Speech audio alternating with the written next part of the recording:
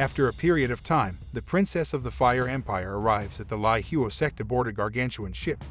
Her subjects pepper her with queries, puzzled by her decision to visit such an outlying village, particularly when the sect had recently declared war against the Raging Fire sect. The princess implores for quiet and attentiveness, ready to share her account.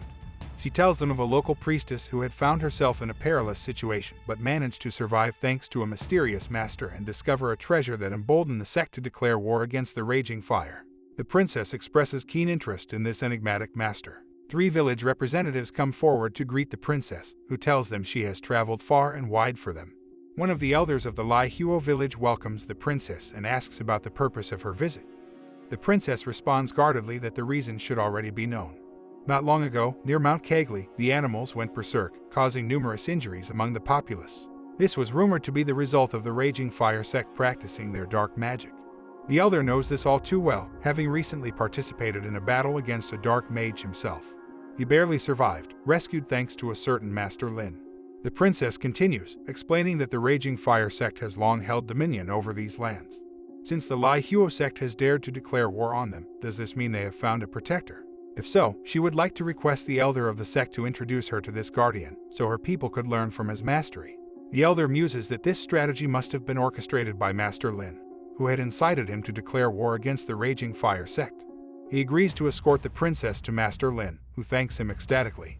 After a while, the princess and the elder, Tiannin, are on the ship chatting. The princess asks what she could give the elder during the visit, as it would be impolite to arrive empty-handed. Tiannin advises her not to worry, just as the ship's captain commands a halt. Another ship materializes in the sky before them. The second princess of the Fire Empire has arrived, leaving the third princess to ponder her sister's reason for traveling here. The second princess, the concubine of Huok Xuan, bellows at the third princess to return Xuan's ring immediately. Her sister is taken aback, questioning why she wants the ring and what she is doing here. The second princess explains that Mount Kegley has been altered by an evil god and that a vast amount of the Fire Empire's treasure buried in these lands is about to be unearthed. She assumes the third princess also wants to seize these riches. The second princess demands the return of the ring, offering something of equal value in exchange. However, her sister refuses, as the ring was a gift from their mother. At this moment, one of the second princess's aides suggests settling the matter peacefully and surrendering without a fight. The third princess recognizes a young woman among them as a priestess named Long Zane. Rising like a protective fortress, Tiannin makes a stand in defense of the young princess, her resolve to fight for her evident in every gesture. Long Zane, with a dismissive arrogance, demands to know who Tiannin is and why she dares to raise her voice against her. In the midst of this tense confrontation, a mysterious master, his hair styled like a wild mane, enters the scene and unleashes a powerful energy blast towards the women. Caught off guard by the sudden attack, Tiannin falters, and at this moment, the third princess bravely shields Tiannin, absorbing the brunt of the onslaught herself. The guards look on, their faces paling in terror. The technique employed by the bodyguard of the second princess is so advanced that only a select few can wield it. This technique hails from a mighty kingdom, so powerful that even the elders of the Lai Huo sect find it impossible to counter. Princess Linger, in her confusion and distress, asks her sister why she is behaving in such a manner. After all, they share the same bloodline. The second princess retorts that their mother is now the queen, and she can do as she pleases without repercussions. She continues to insist that Linger hand over the ring or meet a dire fate. Bewildered and helpless, the guards don't know how to react, knowing they cannot protect their princess from this unprecedented threat. Amid the rising tension, Linger pleads for Tiannin's safety and agrees to surrender the ring, tossing it reluctantly towards them. With a swift motion, Long Zane catches the ring, haughtily declaring that the weak should know their place. She is aware that the village has secured a guardian, but she remains assured that compared to her, they are nothing but pitiful insects. Following this grim confrontation, a tearful Princess Linger laments how after her mother's death, her possessions have been forcefully taken away.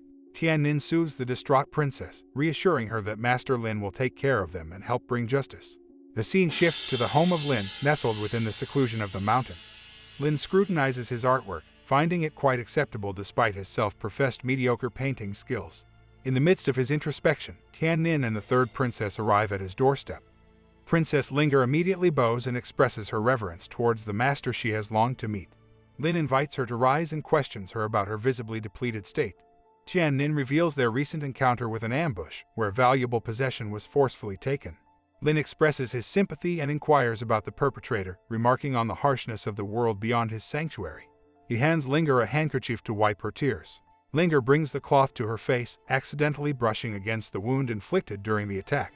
As soon as the cloth touches her injury, it starts radiating a yellow-hued energy, healing her wound almost instantly. Beyond its healing properties, the mere touch of the cloth also enhances her magical sight, allowing her to perceive the immense concentration of spiritual energy within this place.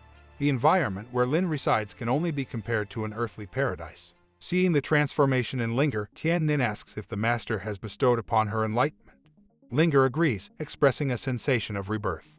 She bows again to Master Lin, who, perplexed by her behavior, merely sees his action of lending her a handkerchief as a simple gesture. Lin apologizes for the perceived chaos as he is currently trying to make sense of his painting. The girls move closer to the artwork, sensing a powerful surge of Tao energy, leading them to believe these paintings are sacred. As Linger touches one of the paintings, a formidable stream of energy courses through her body, raising her fiery gaze to an even higher level. Tiannin inquires about Linger's condition, to which the princess responds that Master Lin is the most powerful master she has ever encountered. Lin, bemused, wonders why they are so intrigued by his artwork. After all, they are just drawings. Could his skills be more impressive than he thought? Suddenly, a system window appears with a task for him to gift one of his paintings. In the next scene, Lin offers the girls one of his paintings since they seem so fond of them. The girls are in disbelief at his offer. Lin hands a rolled-up painting to Linger, requesting her to accept it as a gift. At this moment, Tiannin advises Linger that the master never does anything without a reason, and if he is gifting a painting, it might serve her a purpose. A flustered Princess Linger accepts the gift, leaving Lin satisfied. He deduces that she must be extremely impoverished, and this painting might help her earn some money for her family if she decides to sell it.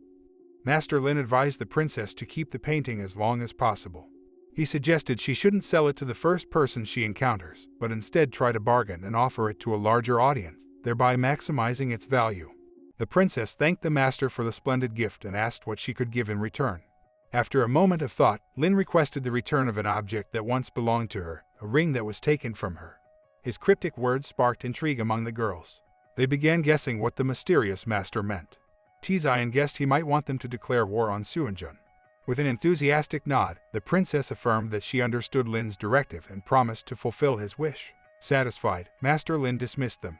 The girls departed from Lin's village on a grand airship, pondering if they interpreted the master's words correctly. Suddenly, the ship was blown back by a strong gust of air from passing vessels. A great number of cultivators were heading towards Mount Kangli. Princess Linger speculated that some changes in the mountain may have affected the beastly territories. She felt it was her duty to protect the empire's inhabitants from an attack. The next moment, we find ourselves at the mountain. The girls noticed how dramatically the mountain has changed. It was hard to believe. Rumor has it that the highest being of the empire fell into the abyss of Mount Kangli, and the movement of the mountain indicated that a supreme treasure had emerged. Treasure hunters, if they fell into the secret kingdom, would clash with each other, resulting in chaos and confusion. A large number of royal families had arrived at the mountain, all in pursuit of the supreme treasure. Suddenly, the earth trembled, and a multitude of heavy chains began to fall from above, piercing the ground by dozens of meters. In an instant, the supreme treasure of the secret kingdom level appeared. The people noticed it and believed a divine reward had descended upon them. Jubilation erupted as they imagined the treasures the box might contain, already savoring the benefits of civilization. Linger saw more than the rest. With her spiritual fire sight, she could see different levels. What she saw inside put her on alert. Tizian rushed to the princess and asked what she saw. The princess replied that it wasn't just a box, and perhaps it was for this reason that the elder had given her the map. One of the ships rushed towards the box ahead of the others. It was Long Xuanjun who managed to cross the border between the kingdoms. Fearful of being beaten by Long, people hastily started moving towards the box. Linger asked Tizian if they needed to follow the crowd. Linger cautioned that they must be careful, as treasures aren't just handed over. In the secret kingdom, every level is engulfed in the flames of chaos. One wrong step can lead to catastrophe. Suddenly, the portal began to close, and one of the ships was in danger. Tizian requested permission to protect the ship and enveloped it in a protective barrier. Linger announced at that moment, thanks to Master Lai's enhancement of her vision, she would effortlessly find a safe path. At that moment, the ship was engulfed in fire, its occupants under a relentless assault from the flames. The second princess was acutely aware that things were going south. Her vision was too weak, and even with the ring of mystic fire, she was struggling to discern the correct path. She thought she'd found the exit. It had to be there, but her hand was blocked by a heated chain that had coiled around the ship. She was swathed in red flames, pleading for help from her lord, but he commanded everyone to ignore her. Princess Linger swooped underneath another ship, cries emanating from within it. She recognized them to be from her older sister. The girls spotted an object flying towards them and realized that it was the very ring that had once been taken from Princess Linger. The ring fell onto her finger of its own accord, and an unknown force began to envelop her. The ring activated, starting to radiate fiery energy. It was then that the princess understood that the elder Lai knew the ring would return to its true owner, which is why he didn't intervene. Furthermore, the ring was forged by Huo Suanfeng using high-ranking spiritual power. One of the strongest warriors from their sect returned to the ship to inform the priestess that they could not break through the last circle of fire.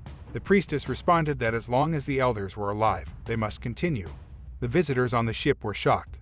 Perhaps it was impossible to enter the secret kingdom since even the strongest had failed. Princess Linger approached the entrance to the secret kingdom, attempting to break through. She shattered the barrier. The Lai Huo ship, along with Princess Linger and Cyan, made their way in, intending to claim the treasures. The elder of the fire village screamed at them that they had no right to approach the chest. Elder Huo responded that he couldn't dictate who should be the first to claim the chest. Elder Long immediately switched sides, activating his power, threatening the others with either death or retreat. The priestess also sided with Elder Long. Princess Linger refused to back down and answered her opponents. At that moment, the priestess quickly grabbed her by the throat and commanded Long to act. Elder Long approached the chest, which looked like a coffin, and opened it. The chest exploded. The priestess, alarmed by the explosion, asked Long if he was all right. Long reassured her, saying that he was fine. The coffin had opened, and a huge silhouette emerged from it. The thing that emerged from the coffin grabbed Linger, who seemed beyond saving. Cyan declared that the silhouette that had emerged from the coffin resembled Emperor Lai Huo. It couldn't be, as he was long dead. It turned out that it was not the emperor but a demon, who was soon to become an evil god.